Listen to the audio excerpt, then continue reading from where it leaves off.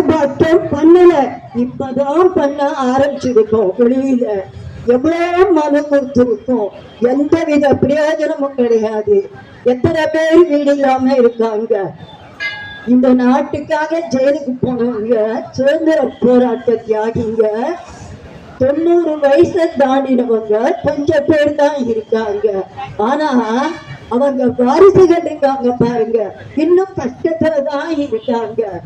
பாவம், படிக்கிறதுக்கு பசங்க படிக்கிறதுக்கு வசதி இல்லை, வீட்டு வசதி இல்லை, எந்த வசதியும் வேலைக்காகட்டும் வேலைக்கும் நமக்கு எந்த ப்ரிஃபரன்ஸும் கொடுக்க மாட்டாங்க.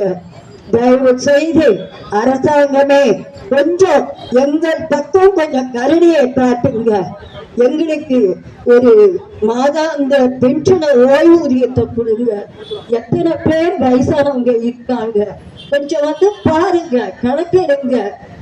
நீங்க சேர்ல உட்கார்ந்துட்டு ஏசி போட்டு உட்கார்ந்துட்டீங்க, அதுக்கெல்லாம் காரணம் யாரு? எங்களுடைய முன்னோர்கள் தான். இன்னைக்கு சுதந்திரமா நான் பேசுறேன், அதுக்கு யார் காரணம்? எங்களுடைய முன்னோர்கள் தான். சோ அந்த முன்னோர்களை, மூத்த குடிமகன்களை, சுதந்திர போராட்ட தியாகிகளை தயவு செய்து கூர்ந்து பார்த்து அவர்களுக்கு தேவையானவற்றை செய்யுங்கள். ஜெய் ஹிந்த்.